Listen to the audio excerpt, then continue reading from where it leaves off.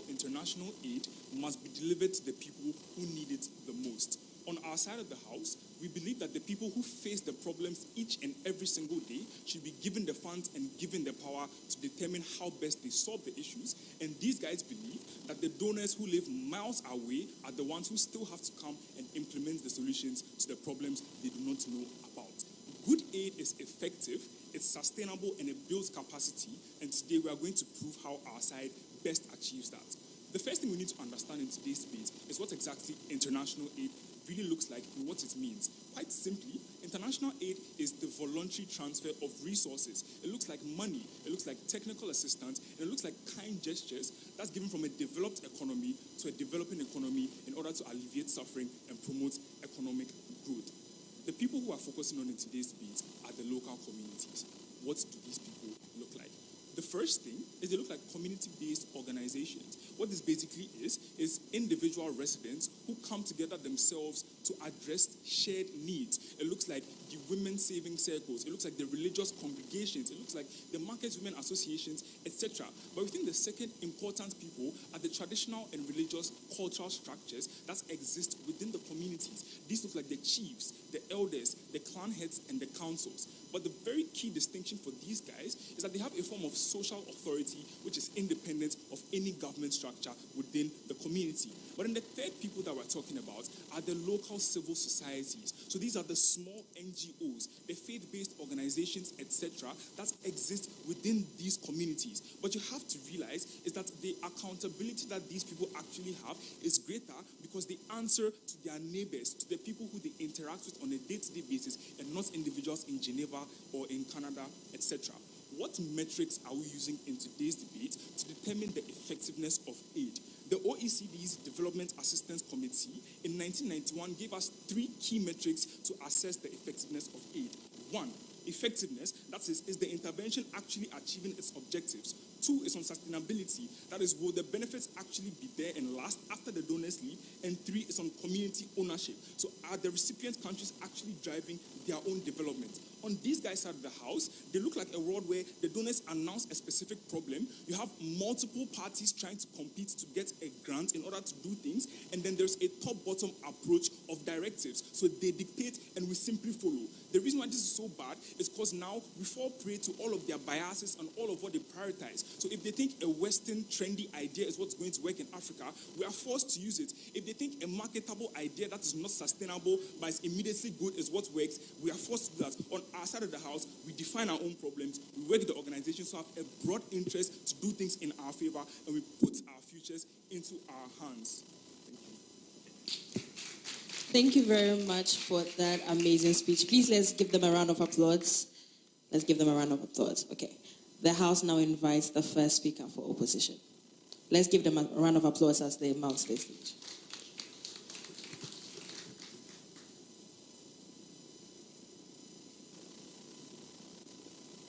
The motion of today states, as I quote, beginning of quotation.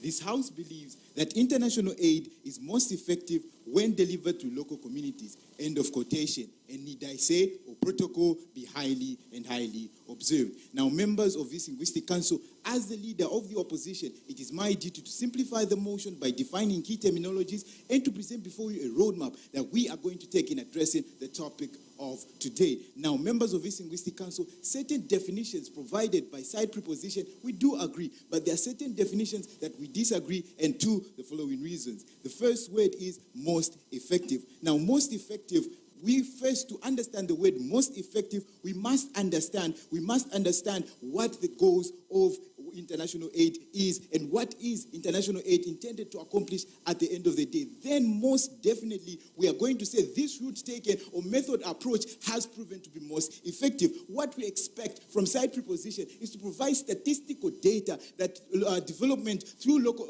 international aid through local communities is the most effective way than the other alternatives, which is multilateral, bilateral. Not just saying that indeed through local communities then it is most effective. There must provide that statistical data and cite at least examples of countries that has used this channel of the local communities. Now, members of this Linguistic Council, the roadmap that we are going to take is as follows. The first speaker being myself, my job has already been highlighted. The second speaker is going to highlight the challenges and shortcoming of delivery through local communities. The third speaker is going to now answer the question, why, how, now can we, which way is the most effective? The summarizer is going to consolidate every point raised by the opposing delegation and to invalidate all the points raised by the government. Now, members of this Linguistic Council, quoting the words of Donald Karibuki, the once president of the African Development Bank, he says, as I quote,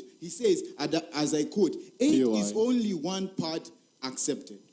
We gave you a metric for which you should determine effectiveness by, established by the OECD. We told you effectiveness, sustainability, and ownership. You don't compete that metric, you lose the debate.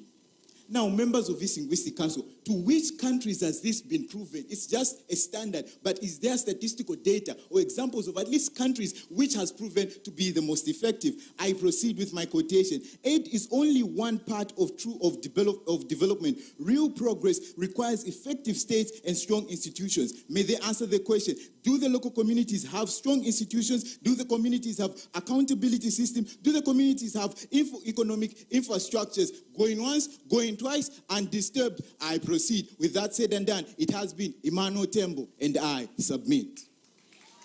Thank you very much for that speech. Thank you so much for that speech. The House invites the second speaker for proposition.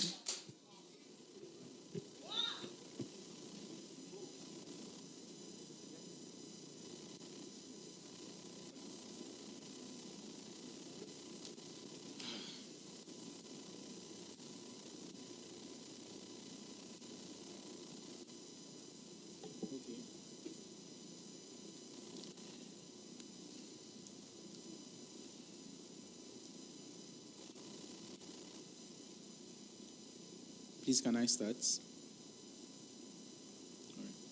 As a continent that has relied heavily on aid for so many years, it is now time that we break the chains by shifting the power to local partners to charter a way forward. Panel, the important thing in this debate for us to notice is that we are talking about effectiveness of this aid and how best do we achieve effectiveness and through which party. On our side, we tell you that the best way to actually achieve effective aid use is through the local partners. And we are going to tell you why in this important case. Panel, we have to understand that aid is not infinite. Many donor partners are cutting aid. According to the OECD, aid has dropped by 15% from 20 billion in 2023. It's a clear indication that Africa going forward cannot continuously rely on donor partners to come to our aid when we need help. What is then the solution? We as an African continent need to build capacity in a way that when we are faced with certain challenges in the future, we are able to go through them without relying on aid. What we need to also establish in this debate is the importance of aid. As our first speaker came to tell you, they told us we didn't provide statistics. We provided statistics and they still tell us it can't work in this debate. We don't buy that. Now, panel, we have to understand that the reason why we go in for aid is to, one, create sustainable solutions that will take us for a long time without having to rely on aid again, and put ourselves in the positions where we can stand on our feet and actually develop ourselves extensively. Now, panel, how do we do this on our side? I'll take you shortly. How do we do this on our side? The important thing is that in our world, we tell you that local partners are critical actors in the use of aid. And when this aid goes through them, without them having to rely on the mechanisms that is imposed on them by the donor partners, they are able to use their own ingenuity and creativity to figure out ways to go through these challenges without having to rely on aid. I'll take your POI. Now, members of this Linguistic Council, I quote the motion. This House believes that international aid is most effective when delivered to local communities. It is not in saying that we must now have aid being derived within our local communities, but it is time. That is not the point. The point is that the party the aid goes through to actually realize its purpose. On our side, we simply tell you that the best way to achieve this effectiveness is through the local partners. So that POI cannot work in this debate. Now, panel, we have established that in building capacity, we are top, because we tell you that we don't rely on mechanisms and ideas placed on us by the donors. We are able to go through our own processes and figure it out. What does this then do? It puts us in a position where we understand that we are responsible for our problems and that we are supposed to use the aid we get to create solutions that will empower us in the future to be able to do so without having to rely on this aid. Now, panel, the important thing is in today's debate is that we have to shift the power to ensure that local actors have a say in the use of aid. Thank you very much for that speech. Just a kind reminder to all the debaters, before you ask a speaker POI, please check the timer. Their first minute is protected and their last minute is protected. So make sure that doesn't, All right, thank you very much. The House now recognizes the second speaker for opposition. Let's give it up for them.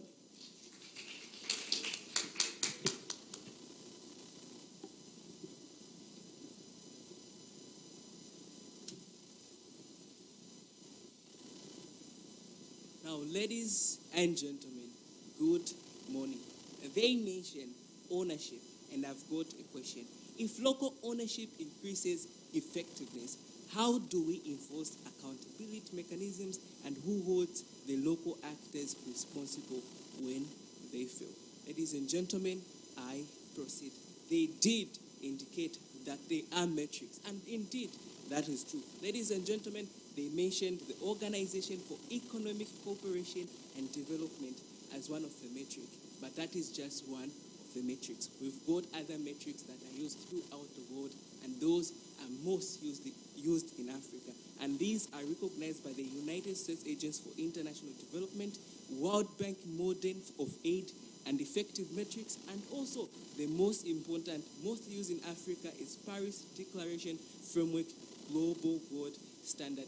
And ladies and gentlemen, the standard is that there is international aid effectiveness, which is equal to results, sustainability, institutional strengthening of accountability, and ownership. Now, ladies and gentlemen, to ascertain whether local communities are the most effective in delivering aid in our local communities, what they are supposed to be using is use these metrics, compare it to the activities that, or the aid that is being driven by the local communities, and then from there ascertain whether it is most effective. Now, ladies and gentlemen, allow me to utilize this manual book that we have.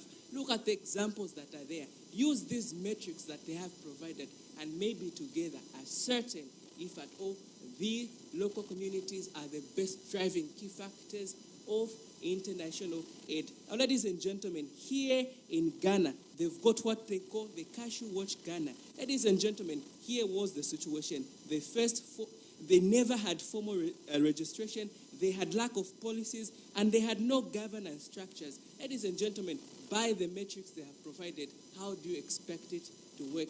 And if it cannot work, how do you expect it to be effective? Later on, speak of being most effective. Ladies and gentlemen, allow me to go to Zambia, where, ladies and gentlemen, an organization also did not have the capacity, did not have the financial management skills needed to run an organization. And also, ladies and gentlemen, if they did not have these necessary skills and knowledge, how then are they being effective? Later on, speak of most effective. Ladies and gentlemen, in Malawi, the same problem. They have operational constraints, lacking policies, systems for sustainable operation itself alone is one of the challenges they are facing. If these are the challenges, how then do you expect that local communities, local NGOs will be most effective in delivering international aid? Ladies and gentlemen, the world now is going through what is called the localization of international aid. And according to paper that is written, this localization program, the word, 20 seconds to summarize. Time. Thank you very much. I rest my case.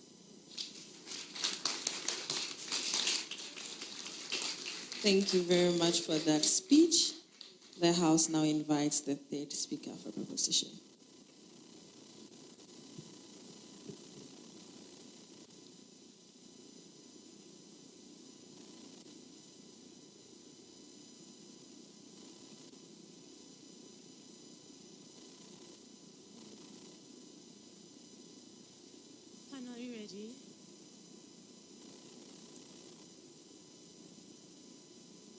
to create a world where the countries that exist in Africa do not need to depend on international actors indefinitely for aid forever and ever. That is not a world we want on our side of the house. What do we get from their side? I'm going into the responses to the cases that have been presented. One, they want to make this an argument on statistics, but panel, note something. On our side of the world, we give you the OECD as a good metric for our discussion. Panel, we think that this is a good thing for us to recognize because this particular organization that we cite to you is actually the one that is used in terms of making a donor-led donations, in the sense that these particular donors that they care so much about on their side of the world actually use them as a metric to decide which country to even give money to. At the very least, on statistics, we win. But panel, aside from that, they don't really give us a case as to why going through other means, what those other means even mean, we don't know, to give these communities actual donations haven't been made clear by either of their speeches. They don't tell us how they actually get change on their side of the world, how they get sustainability. We don't get that. On the very least, we tell you how this would happen in our side of the world. They say they want examples. Panel, even in places like Zambia, where you have initiatives like Seeds for Change, what happens? The local actors were given the funds directly from the international organizations, and they decided to create seed banks. Why? The international organization wanted to solve an issue, hunger. They could have potentially, I'll take you later, hold on. They could have potentially given them money or given them tractors, which would not have worked, but they decided to give them the money and let them come up with their own solutions. They were no longer contractors or managers of the international body's own work, but were actually the ones managing the system, managing the project, coming up with ideas and solutions to their own problems. That is what we want in Africa. An Africa that is sustainable, an Africa that can actually have ownership for what they have. It no longer becomes they created a farm for us, but it becomes we created a farm, and so we care about it and we take care of what we created. I'll take you.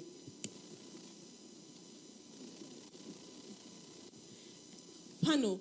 At the very least, on our side, we have maintenance culture. If a pump breaks, the community on their side of the world will have to wait for the NGO truck or whichever international donor to come back and fix it instead of using their own resources. On our side of the world, we believe that African cultures prioritize ownership being communal. We have a donor-led approach that instead of assigning a manager, makes the project a responsibility of everyone that exists in the community. This means that on our side, on the very least when it comes to sustainability, we're able to prove that the communities care about the projects and are actually putting in their own efforts and their own kind to actually keep it running. In places like Zambia, for example, in Zimbabwe, the reason why Seeds of Change actually was successful was because they tap into Ubuntu. The idea that the seed bank belongs to the ancestors and the future makes everybody a temporary steward. On our side of the house, we have a community that works for each other forever. Thank you. Thank you very much. Thank you very much for that speech. The House now recognizes the third speaker for opposition. Just a kind reminder that before you ask or take a POI, just kindly refer to the timer.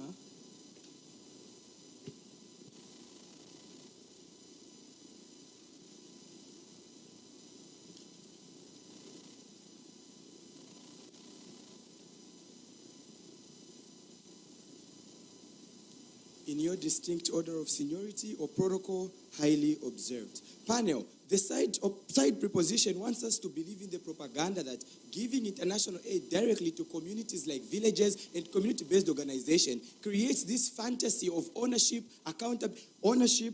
gives ownership, accountability, impact, and sustainability. But what they failed to tell us is that how does this indicator give us effectiveness, and how does this indicator of giving international aid straight to communities give us the impact that it is deserved? Because aid itself has got what it looks at. Is it education? Is it health? Is it climate change? But they have not told us that. Members of this Linguistic Council, when we look at the Ghana CHPS program, this was an initiative that was created to alleviate communities in health management systems. But what did we see in Ghana? These institutions went understaffed. And what did we see? Women were dying whilst crossing the river because the nearest compound was very far from where they were. Why? It is because they lacked the technical expertise. They lacked they lacked what they deserved in terms of engineering and also the human resource management of that project. Members of this House, we look at again this project, this repeated system of giving international aid direct to communities, failing again in Malawi, where the Tilitonse project reported to say that the play pump project was supposed to alleviate the villages or the communities with water pump system. But what did we see? These community pumps were taken. It was explicitly shown in the videos that local actors have the capacity to do good and are efficient and effective. You can't blast. Mr. Speaker, communities are boundaries and are not legal. They have no audit capacity, they have no accountability capacity, and they have nothing to hold to prove. They are boundaries. But when you give the government, it is the legal institution. It will be audited, it will provide oversight. So can you please check your books? Members of this Linguistic Council, there are no isolated mistakes. The World Bank reviews community-driven development across Africa, and it confirms that the pattern that is supposed to work is a hybrid system. What we are saying is refusing the communities to receive aid. No. What we are saying is that let us collaborate the communities and the state actors. And this is what the Shifting the Power project is looking at. Look at the Tilitonse, Zambian Governance Foundation, and the Ghana Star organizations. They've brought in the communities. We, the communities, the Copperbelt University, Ghana, and Malawi. We are the communities through the foreign direct Commonwealth system. So we bridge this through an hybrid communicated system. And with that being said, members of this Linguistic Council, we rise as opposition and say, let us not give the communities directly, but let us indicate both the government and the communities for sustainability, growth, and impact in Africa. Shift the power. I submit. Thank you very much for that good speech. The House now invites the last speaker for a proposition.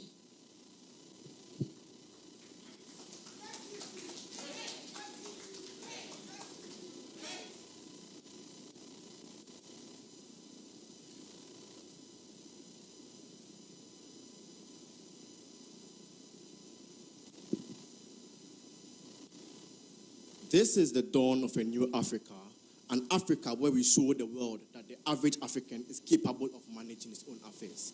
Africa and locally led communities are catalysts for change. We have the youth in Kenya inventing softwares to detect oil spills that are used by governments in the UK. We have brilliant individuals in this room engaging in complex conversations to try to drive social change.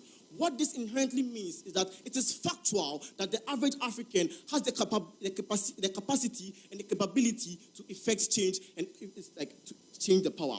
Their views are ones that are through the lens of filters of colonialism and imperialism and the implicit bias associated with these gravest crimes against humanity. They are unaware of the resilience of Africa and these locally led communities. What do you get from their side? First of all, they tell you that there are other metrics, and they mention the UN, and they mention other organizations, and they then proceed to mention the same metrics that we give to you in today's debate on effectiveness, on ownership, and sustainability. They don't argue how their side effectively answers those metrics. You get it from our first speaker, our second speaker, and our third speaker, that we're the only side in today's debate that effectively meets those metrics. But the best thing you get from them is that they mention the manuscript. Papa, no, the book where in the manuscript, you get to see what true shifts in the power is. A world whereby, even in a situation whereby these local institutions were inefficient, these international actors came, gave us the aid, but we dictated what we use the money for. We did our own priorities. They didn't influence our decisions. They didn't influence our agendas. They just give us the aid, and we use it to advance our social change. I don't know why in a book that talks about good shifts in the power, they'll represent bad shifts in the power. Inherently, whatever exists in the book is what the side we are defending is. A world whereby the locally led communities dictate what they want to do with the money that is given from these international actors. At the end of the day, we win today's debate. But also, a couple of things you get from them, that aid is based on statistics. But no, this debate is not about statistics. Debate isn't about just mentioning numbers. You have to prove why those numbers exist in your world, why those analyses you claim are true. That's the only way you can win today's debate. What is our case? Simply, our case is very simple.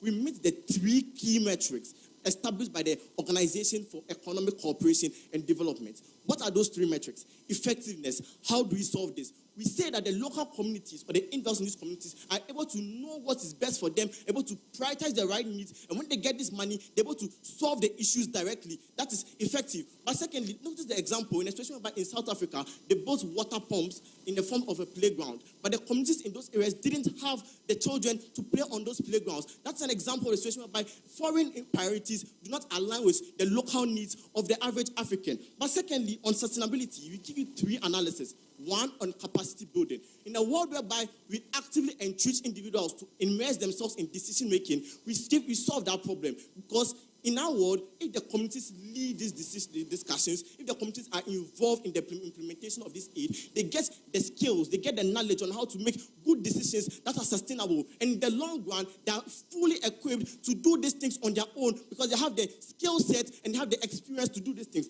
But secondly, on maintenance culture, sustainability only exists in a world whereby the projects that are built with this aid is able to exist for a considerable amount of time. Eugenia, our third speaker, tells you that we have good maintenance culture because the industries have a great sense of ownership towards these things and they have the skills needed to maintain these things. That's the world we win on. So on sustainability, we give you capacity building and maintenance culture. And finally, on ownership, this is a metric set up by the OECD. What is ownership? A situation where the communities are actively involved in these conversations, are actively involved in the delivery of aid. In our world, we give you ownership because the people are the ones delivering this aid. We win today's debate. It is clear that Zambia is not ready to shift the power. We on Team Ghana are ready to shift the power. We believe in the African mind. We win today's debate. Thank you very much. Thank you very much for that speech. The House now invites the last speaker for opposition. Let's give it up for her.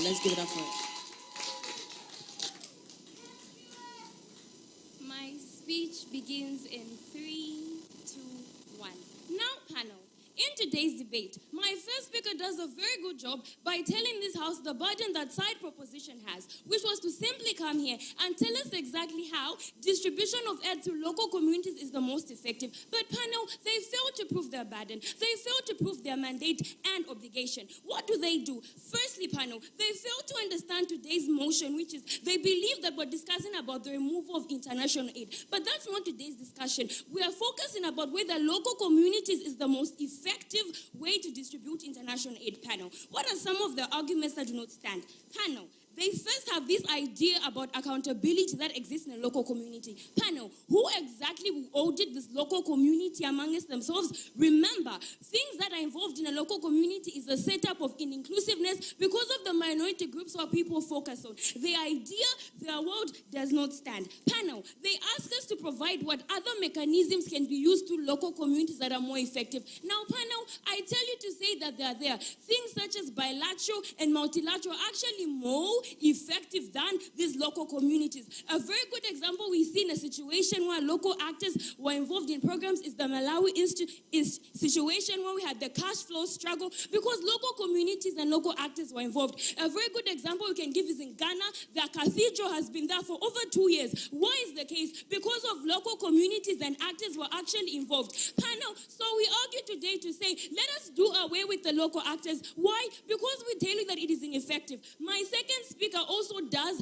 a very good job and shows you the shortcomings that are affiliated with the world. We tell you to say that with local communities, they lack the expertise, the capacity, and the technicalities to deal with this. You need to understand the type of development that we want to bring to Africa, panel. We realize and understand to say that for a while now, Africa has been on a weaker side. We have a vision. We do want to shift the power, panel. So we propose things that actually work. But what would the local community actually understand these projects? They bring an argument to say because the local communities understand the people better. Yes, panel, they do. But do they have the capacities, the expertise? What then do they do with that knowledge that they have? They actually need to practice it. What do we propose today? My third speaker comes again, does a very good job. We tell you to say we do understand that the local community cannot work in today's world. So what do?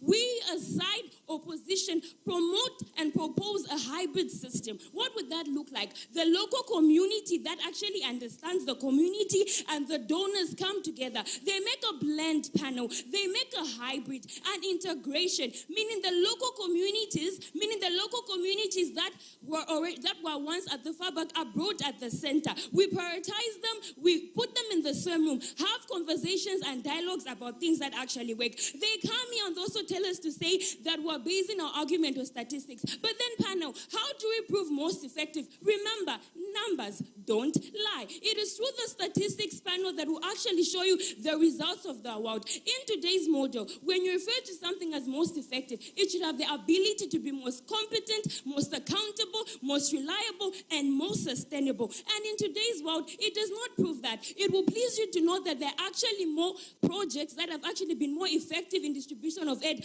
unlike local communities panel. So how then do we say something is most effective when there are actually projects that have worked with the model that they propose? Their argument today is not justifiable. It is not something that we're going to listen to. My team here asked some key questions that they failed to answer in today's debate. That is why, for this reason, we don't buy into their argument. This house won't buy into the argument because they also clearly don't understand the word that they talk about. 20 seconds to sum up. Panel, the entire argument and panel focuses on scale statistics, but they fail to prove their burden panel. It's with this reason I rest my case. Thank you very much. Let's give a round of applause to all the speakers. Thank you very much to all the speakers. All the speakers, you can please leave the stage. As they're leaving, please let's give them a round of applause.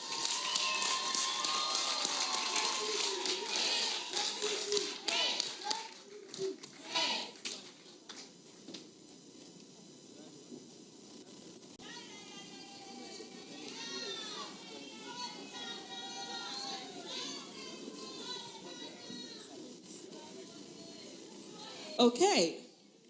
Thank you very much to our debaters. In the next 5 minutes, the judges are going to announce who won this round. Interesting, quite interesting. As we're waiting on the judges, we're just going to do some very quick engagements. I want to know your opinions on the round.